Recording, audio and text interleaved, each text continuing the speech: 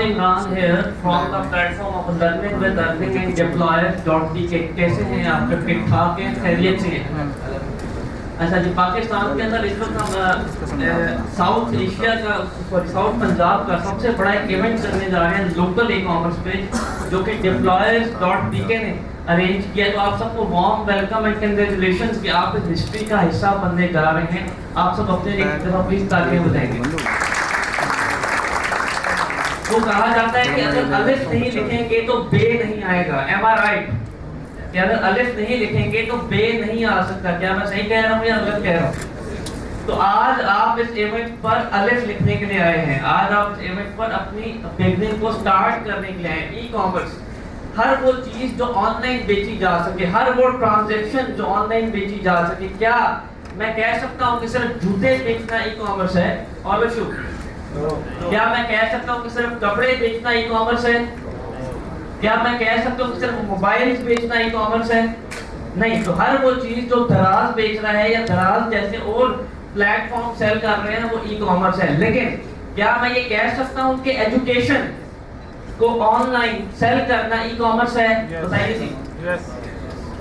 वो क्यों जी? वजह रीजन मुझे बिकॉज ई कॉमर्स की जो बेसिक डेफिनेशंस में 3 चीज़ें हम देखते हैं। अगर आपका ऑर्डर प्लेसमेंट हो और उसकी ट्रांजैक्शन ऑनलाइन हो, चाहे वो डिजिटल या फिजिकल है, या तो वो ई कॉमर्स के टर्म में आता है। अब एजुकेशन के अंदर एक फिजिकल ई कॉमर्स भी हो रही है जिसको हम कैश ऑन डिलीवरी कहते हैं। लाइक अगर मैं आप सबके सामने एक पेपर पकड़ूं, क्या हम सर्टिफिकेट बच्चों को देते हैं एजुकेशन के अंदर? आप में से जो भी ऑनलाइन सीखते हैं, आफ्टर द कोर्स कंप्लीशन एक सर्टिफिकेट दिया जाता है। एम आई राइट? और वो जो सर्टिफिकेट है वो कैश ऑन डिलीवरी के थ्रू डिलीवर किया जाता है। एम आई राइट?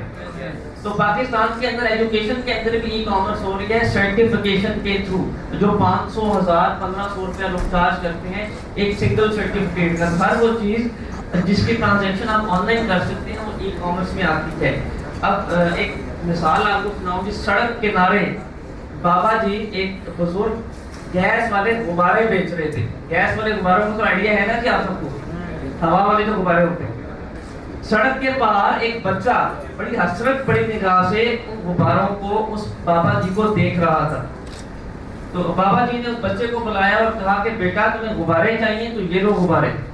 तो बच्चे ने कहा बाबा जी मैं इसलिए नहीं देख रहा कि मेरे पास पैसे नहीं है या मुझे गुब्बारे चाहिए, मैं इसलिए देख रहा हूँ कि जो सफेद रंग का गुब्बारा है वो हवा में है और जो काले रंग का गुब्बारा है, सॉरी जो काले रंग का गुब्बारा है वो हवा में है, जो सफेद रंग का गुब्बारा है वो नीचे है।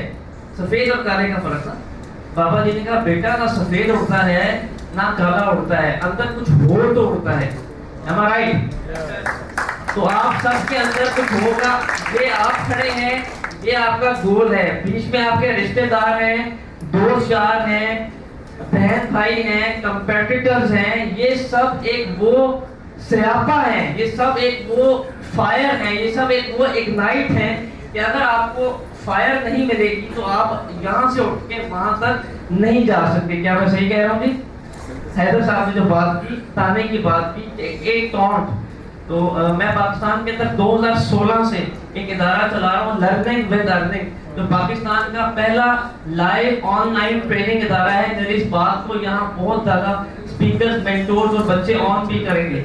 मैंने 88,000 बच्चा लाइव ऑनलाइन पाकिस्तान के 365 शहरों में पढ़ाया। 88,000 बच्चा, ठीक है। तो मैं आप सबको इनवाइट करूंगा कि आप लोग ई कॉमर्स में आइए। ई कॉमर्स में आने का मतलब है कि फेसबुक कौन कौन यूज करते हैं? Raise your hand please, all of you females in mails.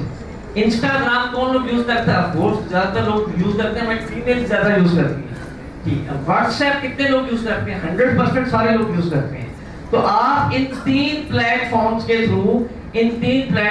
Through बासानी घर बैठकर 25,000, 50,000, 1 लाख, 1.5 लाख, 2 लाख, 2.5 लाख रुपया स्टार्टिंग के महीनों में कमा सकते हैं। तो क्या कोई कमा रहा है? आप प्लीज बताइएगा कैसे कमा रहे हैं? मतलब तारी साहब मैं कुछ आपको अभी आपका कोर्स माइक है कि प्लीज कोई माइक दे सकते हैं हमको? एनीवन माइक यहाँ पे कोई एक्स्ट्रा माइक है तो उधर पर चलिए।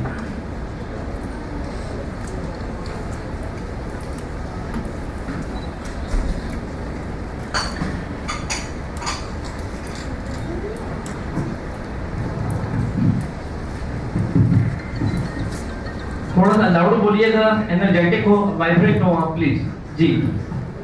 अस्सलाम वालेकुम सर। अस्सलाम। Thank you so much. मैं आपका student sir social media marketing का। इससे पहले सर मैं अल्हम्दुलिल्लाह ई कॉमर्स का कर रहा हूँ मुख्तलिफ प्रोडक्ट्स में। मेरा एक स्टोर है, इसके अलावा मेरी वेबसाइट भी है जिसमें मैं लोकल ई कॉमर्स कर रहा हूँ। क्या बेच रहे हैं? सर मेरे पास मुख्तलिफ चीज़ें हैं, यानी कि एक नीच पे ज़्यादा आगे मेरी नीच है वो लेडीज़ बैग है, ठीक है।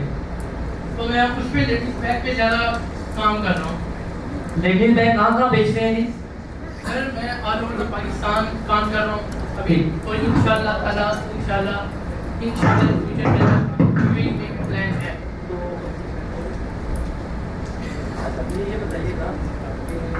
अभी ये बताइएगा कि आप जो लेडीज बैग बेच रहे हैं पाकिस्तान के कितने शहरों में बेच रहे हैं?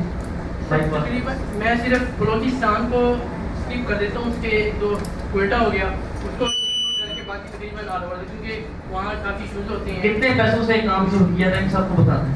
सर मैंने जो स्टार्ट किया था ना वो मैंने 15,000 से स्टार्ट किया था। 15,000 तो रुपये। इस तरह के मैं अल्हम्दुलिल्लाह हाफिज़ भी हूँ अल्हम्दुलिल्लाह। तो जब मैंने इंशाल्लाह पढ़ाया तो मुझे वहाँ से कुछ मिला, तो अल्हम्दुलिल्लाह सर शाम सरोर साहब उनकी वजह से मैंने फिर कुछ इस इंडस्ट्री में आया, कुछ सीखा। तो फिर मैंने मुख्तलिफ मेंटोर से भी सीखा जिनमें मेरे मोहतरम उस्ताद जिनकी वजह से आज मैं यहाँ खड़ा हूँ, सर इमरान शेख साहब।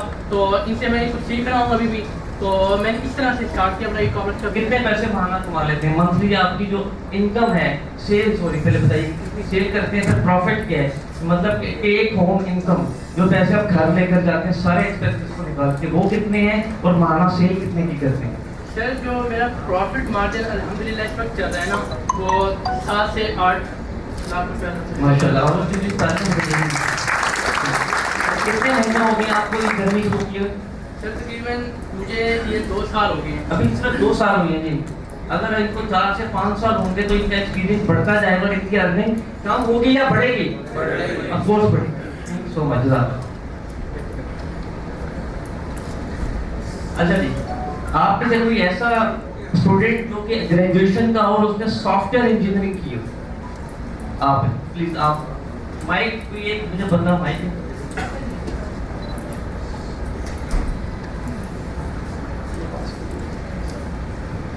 अच्छा जी, ये बताइएगा कि आपने जो इंजीनियरिंग की है कहाँ से की है और कितने साल लगाए हैं? वर्चुअल यूनिवर्सिटी से मैंने मास्टर्स किया Very good. Computer science Very में। good. सो 2 साल ऑफिस उसमें लगाए, उसके अलावा सेवरल कोर्सेज। तो अभी क्या कर रहे हैं, करंटली क्या कर रहे हैं इस टाइम? ई कॉमर्स सोच रहा हूँ। सोच रहे हैं। Yes. कितने साल लगाए डिग्री हासिल करने के लिए? तकरीबन 3-4 साल का जर्नी ठीक है। है। कितने पैसे लगाए 3-4 साल में अंदाजा? 4-5 लाख तो लग गया होगा। ज्यादा ज्यादा लग गया। और 4 साल भी लग गए। 4 साल में कितने महीने होते हैं? 12 24 48 48 मंथ्स। 48 महीनों में अगर घंटे लगाएं और फिर आप मिनट्स लगाएं तो अनकाउंटेबल है, राइट? जी, जी, जी। ये बच्चा भी आपके सामने आया है, इन्होंने 2 साल के अंदर 7 से 8 लाख रुपया पर मंथ की सेल है, ठीक है? तो मेरी आप सब लोगों से रिक्वेस्ट है कि अगर आप लोग डिग्री हासिल कर रहे हैं तो डिग्री किसी काम के नहीं अगर आप स्किल हासिल नहीं कर रहे उसके साथ। एम आई राइट? जी जी बिल्कुल। बगैर हुनर के आप आगे नहीं जा सकते। अब इसमें थोड़ा सा मैं आपको एक फार्मूला बताऊंगी, आप सब ने मेरे साथ एक प्रैक्टिस करनी है और आज इस इक्वेशन को अपनी लाइफ में संभाल लीजिएगा। मैं पाकिस्तान का वाहिद आदमी हूँ जो मैं अपनी बैंक स्टेटमेंट, इजी पैसा और जैज कैश यहाँ पे आपको प्रैक्टिकली शो कर सकता हूँ कि मैंने 13 करोड़ रुपए की एक साल में कोर्सेज बेचकर सेल किए। 13 करोड़ रुपए इस पाकिस्तान के लिए, ठीक है?